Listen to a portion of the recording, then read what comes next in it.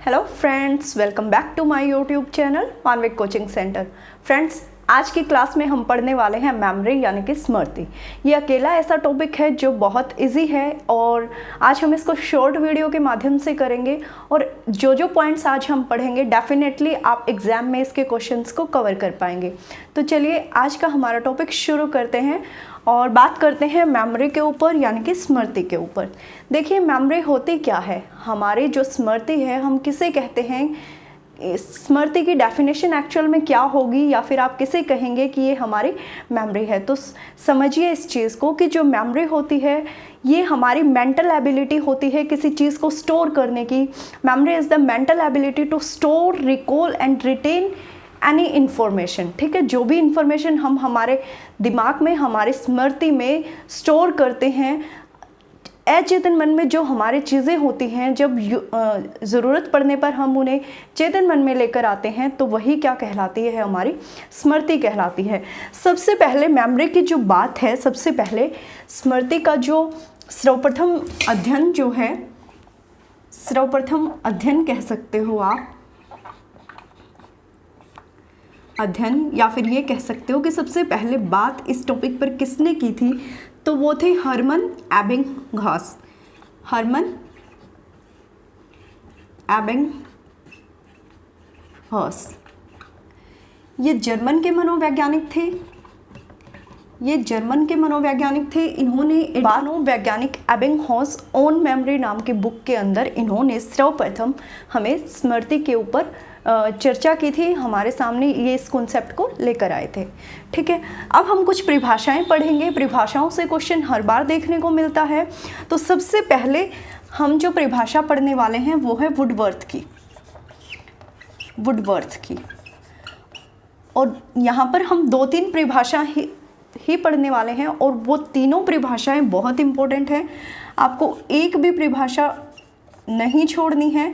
और वुडवर्थ की डेफिनेशन तो ऐसी है कि सीटेट में बहुत बार पूछी गई है, तो इसको तो आप अभी याद कर लीजिएगा कि वुडवर्थ कहते हैं जो भी बात आपने सीखी है, सीखी हुई बातों को स्मरण में लाना। ठीक है, आपने पहले कुछ सीख रखा है, जैसे आप एग्ज़ाम की तैयारी करके जाते हैं तो आप चीज़ों को पहले सीख के जाते हैं और फिर एग्ज़ाम टाइम में जब वो क्वेश्चन आपके सामने आता है तो आप उसको स्मरण करते हैं। वही क्या है? स्मृति है। ये बात किसने बोली थी? वुडवर्थ ने बोली थी। तो वुडवर्थ क्या कहते हैं? जो बात सीखी गई है उसे स्मरण में लाना, याद करना, दोबारा ज़रूरत पड़ने पर स्मरण में लाना ही स्मृति है। तो ये कथन किसका था? वुडवर्थ का था और बहुत बार ये डेफिनेशन पूछी जा चुकी है, तो इसको अभी याद कर लीजिए आप। सेकंड डेफिनेशन हम पढ़ेंगे स्टाउट की। स्टाउट कहते हैं कि जो स्मृति है वो एक आदर्श पुनरावृत्ति है। एक आदर्श पुनरावृत्ति है। ये पुनरावृत्ति क्यों कहते हैं? देखिए, जब भी चीज़ें हमारे सामने रिपीट होती हैं तो वो हमारे माइंड में, हमारी मेमोरी में फिक्स हो जाती हैं। तो ये कहते हैं कि पुनरावृत्ति, किसी चीज़ का बार बार होना ही क्या है? स्मृति है, क्योंकि वो हमारी स्मृति में फिक्स हो जाती है।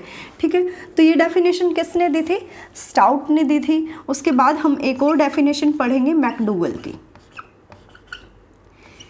मैकडूगल कहते हैं स्मृति से तात्पर्य कि हमने अतीत में जो भी अनुभव किया है उसको वक्त पर पहचान लेना। यानी कि आपने पहले कोई चीज़ सीख रखी है और ज़रूरत पड़ने पर आप उसको पहचान के कि इस समय ये मेरा अनुभव काम आएगा, वही चीज़ क्या कहलाती है? स्मृति कहलाती है। तो मैकडूगल कहते हैं स्मृति से तात्पर्य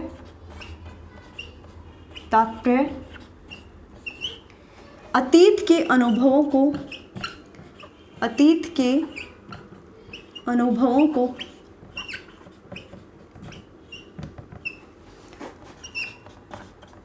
प्रयोग में लाना या पहचानना। या आप क्या कह सकते हो, स्मरण करना। ठीक है, तो ये डेफिनेशन किसने दी थी, ये डेफिनेशन दी थी मैकडोगल ने। और ये तीनों ही डेफिनेशंस ऐसी हैं जो बहुत अच्छे से मेमोरी को डिफाइन करती हैं, बहुत अच्छे से समझाती हैं मेमोरी के कॉन्सेप्ट को। देखिए फिर से समझते हैं एक बार, स्मृति क्या होती है। जो भी चीज़ें हम पहले सीख चुके हैं, जो चीज़ें हमारे अचेतन मन में हैं, ज़रूरत पड़ने पर उनका चेतन मन में आना। चेतन मन में जैसे अभी मैं बोल रही हूँ तो ये चीज़ें कहीं ना कहीं मैंने पहले सीख रखी हैं और अब मैं उनको आपको बता रही हूँ, तो ये चीज़ क्या है, ये स्मृति ही है। ठीक है, ये कॉन्सेप्ट जो है वो मेमोरी ही है। तो ये थी कुछ डेफिनेशंस जिसमें वुडवर्थ की डेफिनेशन बहुत इंपॉर्टेंट है, बहुत बार पूछी गई है और बहुत इजी डेफिनेशन है। वुडवर्थ कहते हैं कि जो बात आपने पहले सीख रखी है उसका स्मरण करना, उसको याद करना ही क्या है, स्मृति है। स्टाउट कहते हैं कि स्मृति जो है वो कहीं ना कहीं एक पुनरावृत्ति है। चीज़ों को बार बार जब हम दोहराते हैं तो वो हमारी स्मृति में आ जाती हैं, ये बात कहते हैं स्टाउट। और मैकडोगल कहते हैं कि आपके अतीत के जितने भी अनुभव हैं उनको ज़रूरत पड़ने पर जब आप यूज़ करते हो, ठीक है, तो वही क्या कहलाता है, आपका स्मृति कहलाता है, स्मृति कहलाता है, मेमोरी कहलाता है। ठीक है, तो ये बात हो गई डेफिनेशन की। अब हम बात करते हैं कि स्मृति की कौन कौन सी अवस्थाएं हैं, या फिर अंग कह सकते हो आप, कि अगर आप मेमोरी का कॉन्सेप्ट पढ़ रहे हो तो आपको क्रम याद रखना पड़ेगा कि किस क्रम में चीज़ें होती हैं, और ये क्रम से रिलेटेड क्वेश्चन भी सीटेट में पूछा गया है। तो अंग या अवस्थाएं कह सकते हो आप, कुछ भी कह सकते हो, यानी कि ये चीज़ें ज़रूरी हैं। जब भी हम ये कॉन्सेप्ट पढ़ते हैं तो ये चीज़ें आती हैं, तभी हमारी जो स्मृति है वो पूर्ण मानी जाती है। ठीक है, तो सबसे पहला जो महत्वपूर्ण अंग माना जाता है वो है सीखना, यानी कि लर्निंग। ठीक है, सेकंड होता है चीज़ों को धारण करना। ठीक है, थर्ड होता है पुनः स्मरण करना, पुनः स्मरण करना, और फोर्थ होता है पहचानना। ठीक है, तो ये जो चार चीज़ें हैं, ये जो चार स्टेप हैं, ये स्मृति के बहुत अभिन्न अंग माने जाते हैं, या फिर आप इनको अवस्थाएं भी कह सकते हैं। ठीक है, तो सबसे पहला पॉइंट तो आपको इनका क्रम याद करना है कि पहले आएगा सीखना, उसके बाद धारण करना, फिर आएगा पुनः स्मरण, और फिर आएगा पहचानना। ठीक है, आप ये क्रम याद रखेंगे। ठीक है, ये पहला अंग है, ये दूसरा अंग है, ये तीसरा अंग है, और ये चौथा अंग है। तो सीखना, लर्निंग, देखिए जब भी आप किसी चीज़ को सीख जाते हैं तो वो चीज़ आपकी स्मृति में चली जाती है। ठीक है, जब भी आप किसी चीज़ को सीख जाते हैं तो वो चीज़ आपकी स्मृति में चली जाती है। सेकंड है धारण करना, जब आप चीज़ों को सीख जाते हैं तो आप उन चीज़ों को स्टोर करते हैं। ठीक है, तो आप चीज़ों को धारण करते हैं। सीखने के बाद जब आप चीज़ों को धारण करते हैं वो आ जाता है हमारा दूसरा अंग। और थर्ड है पुनः स्मरण करना, कि जब चीज़ों को आप सीख चुके हैं, आपकी स्मृति में धारण कर चुके हैं, तो ज़रूरत पड़ने पर अचेतन मन से उनको चेतन मन में लाना। ठीक है, अचेतन मन से चेतन मन में लाना। ठीक है, वो क्या कहलाता है, पुनः स्मरण कहलाता है। ठीक है, फिर है पहचानना, कि जब आप किसी चीज़ को याद कर लेते हैं, धारण कर लेते हैं, आपकी स्मृति में फिक्स कर लेते हैं, और जब आप पुनः स्मरण करते हैं, मान लो कि आप पुनः स्मरण के वक्त कुछ चीज़ों को याद नहीं कर पा रहे हो, कुछ चीज़ों को पर ध्यान नहीं दे पा रहे हो, पहचान नहीं पा रहे हो, तो कहीं ना कहीं वो एक आपके अनुभव में आ जाता है कि मैंने पहले यहाँ गलती की थी। ठीक है, और फिर दोबारा जब आप उस गलती को नहीं करते हो, ठीक है, फिर आपको जब भी दोबारा उस प्रॉब्लम को सोल्व करते हो आपको ध्यान आ जाता है कि हाँ मैंने पहले यहाँ गलती की थी, ये चीज़ ऐसे सोल्व होगी। ठीक है, तो कहीं ना कहीं वो जो चीज़ है वो क्या है, पहचानना। ठीक है, रिकॉग्निशन है, यानी कि पहचानना है। ठीक है, तो ये चार स्टेप हैं, इनका क्रम आपको याद रखना है। एग्जाम में क्रम पूछा गया है। ठीक है, कि जब भी आपके स्मृति की बात आती है तो स्मृति में कौन सा क्रम आप फॉलो करते हैं, कौन से स्टेप्स आप फॉलो करते हैं, तो ये स्टेप्स आपको ध्यान रखने हैं। पहला आएगा लर्निंग, ठीक है, फिर आएगा धारण करना, पुनः स्मरण, पहचानना। ठीक है, तो ये चीज़ें याद रखनी है। अब अब हम बात करते हैं टाइप्स ऑफ मेमोरी की। तो स्मृति के कितने प्रकार हैं? अगर हम मेन पार्ट्स की बात करें तो स्मृति 3 तरह की होती है। सबसे पहला आता है आपका संवेदी स्मृति, संवेदी स्मृति। दूसरा है आपका लघुकालीन स्मृति, लघुकालीन स्मृति, ठीक है। और तीसरा है आपका दीर्घकालीन, दीर्घकालीन स्मृति, ठीक है। ये क्या पढ़ रहे हैं हम? ये हम पढ़ रहे हैं टाइप्स, ठीक है। तो फर्स्ट है संवेदी स्मृति। संवेदी स्मृति से मतलब है हमारा जो चीज़ हम हमारी इंद्रियों के माध्यम से समझते हैं, ठीक है, इंद्रियों के माध्यम से सीखते हैं, जैसे आँख, कान, नाक, ठीक है, इंद्रियों का मतलब आप समझते हैं। तो जैसे घर में कोई खाना बन रहा है तो कोई गंध हम सूंघते हैं, ठीक है, तो वो जो स्मृति होती है वो कहीं ना कहीं 1-2 सेकंड की होती है, ठीक है। ये जो स्मृति है ये हमारे दिमाग में फिक्स नहीं होती है, मतलब इसको हम भूल जाते हैं, ठीक है। तो इसके लिए आपको एक चीज़ याद रखनी है कि जो संवेदी स्मृति होती है, स्मृति होती है, ये हमारी इंद्रियों के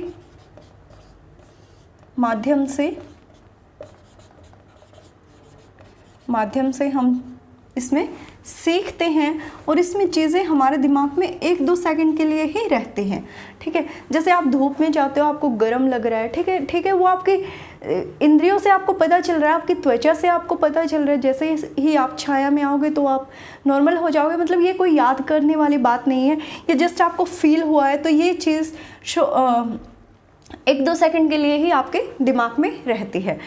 दूसरा जो प्रकार है इसको हम लघुकालीन स्मृति कहते हैं। इसको आप प्राथमिक स्मृति के नाम से भी जानते हैं, प्राथमिक या कार्यकारी, ठीक है, नाम ध्यान रखना है आपको। ये लघुकालीन स्मृति का ही नाम है, लघुकालीन स्मृति का ही नाम है। तो इसको हम प्राथमिक या कार्यकारी स्मृति भी बोलते हैं, ठीक है। ये जो मेमोरी होती है ये शॉर्ट टर्म होती है, लघु मतलब छोटा, ठीक है। यहाँ पे जो चीज़ें होती हैं हमारे दिमाग में कुछ समय के लिए रहती हैं, ठीक है। जैसे हम किसी मार्केट गए हैं, कोई चीज़ हमें बहुत सुंदर लगी है, ठीक है, वो कुछ समय के लिए हमारे दिमाग में है, कुछ टाइम के बाद हम उसको भूल जाते हैं, ठीक है। जैसे हम कहीं जा रहे थे, वहाँ पे हमने बहुत सुंदर पेड़ देख लिया, रास्ते में चलते चलते बहुत सुंदर इन्वायरमेंट देखा है हमने, तो वो कुछ समय के लिए हमारे मेमोरी के अंदर होता है। तो यहाँ पर जो चीज़ें होती हैं वो थोड़े समय के लिए ही हमारे दिमाग में होती हैं, थोड़े समय के लिए ही दिमाग में रहती हैं, ठीक है। आप इसको 3 से 4 सेकंड भी बोल सकते हो, ठीक है। जैसे मैं आपको भी पढ़ा रही हूँ तो अभी आपको ये चीज़ें लग रहा होगा कि आपको याद हो गई, ठीक है, हो सकता है आप अभी बता भी दोगे, पर ये चीज़ें थोड़े समय के लिए ही रहेंगी जब तक आप इन चीज़ों को अच्छे से सीख नहीं जाते हो। फिर बात आती है दीर्घकालीन स्मृति की। दीर्घकालीन स्मृति जो है ये लॉन्ग टर्म मेमोरी है, ठीक है। ये लंबे समय तक इसमें हम चीज़ों को याद रखते हैं। इसमें 2 तरीके से होती है ये, एक होती है प्रासंगिक और दूसरी होती है अर्थगत, ठीक है। प्रासंगिक स्मृति जो है ये भी दीर्घकालीन स्मृति ही है और इसमें हम चीज़ों को मतलब घटनाओं को याद रखते हैं, ठीक है। कोई भी घटना, मान लो हमारी आंखों के सामने एक्सीडेंट हो जाता है तो वो हमें याद करने की ज़रूरत नहीं है और ये हमारी लॉन्ग टर्म मेमोरी में फिक्स हो जाता है। तो प्रासंगिक स्मृति के अंदर कोई ऐसी घटना, किसी का बर्थडे, जैसे हमारे बच्चों का ही जो जन्मदिन होता है, ये चीज़ें किस में आ जाती हैं? प्रासंगिक स्मृति के अंदर, ठीक है।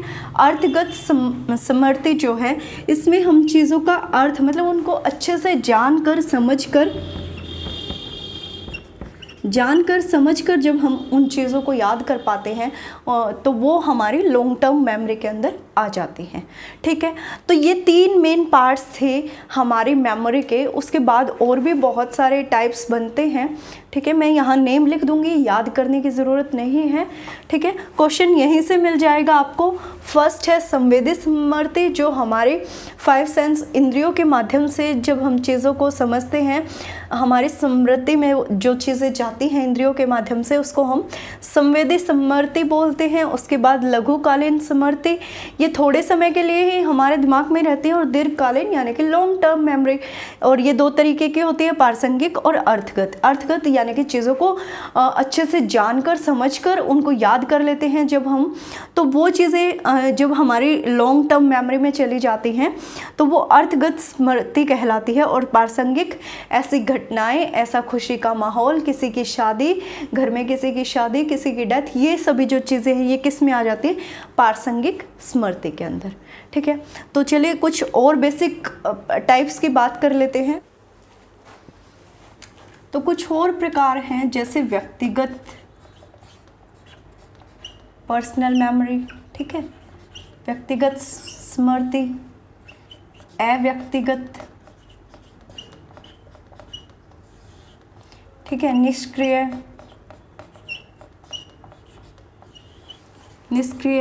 सक्रिय, फ्लैश बल्ब स्मृति। ठीक है,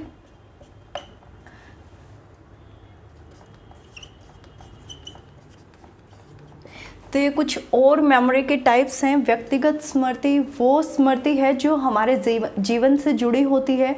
जैसे हमारे कुछ अनुभव होते हैं, ठीक है, जैसे हमारा एक्सीडेंट हुआ है तो कहीं ना कहीं ये हमारी व्यक्तिगत स्मृति के अंदर आ जाता है। अगर यही घटना किसी और के साथ भी घटती है, या कोई ऐसी दुर्घटना है जो हमारे जीवन में है, या कोई ऐसी खुशी है जो हमारे जीवन में है, और जब हम दूसरों के जीवन में भी वही चीज़ देखते हैं तो हमें हमारी ही स्मृति भी याद आ जाती है। तो ये पर्सनल स्मृति होती है, पर्सनल मेमोरी होती है। अव्यक्तिगत स्मृति वो होती है जो हम बुक्स से पढ़ते हैं।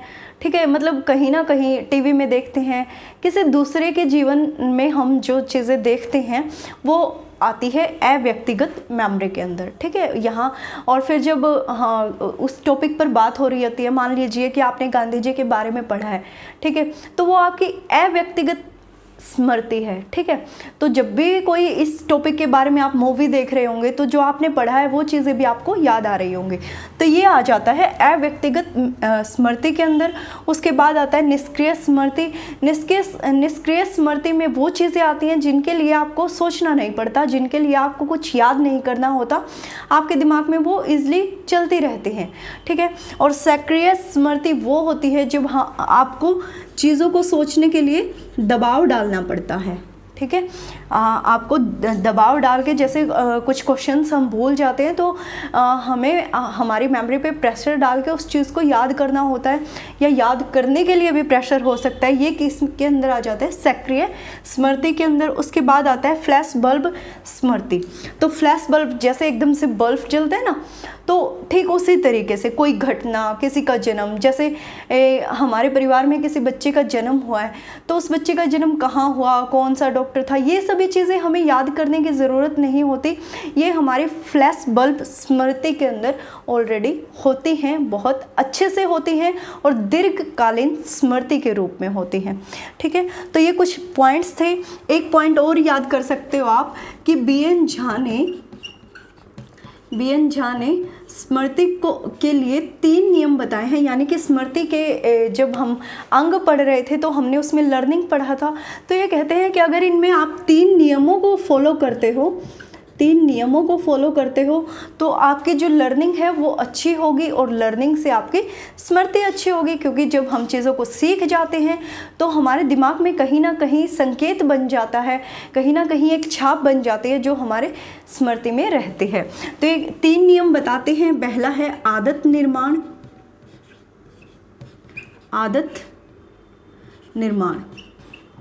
ठीक है, सेकंड ये कहते हैं निरंतरता का नियम।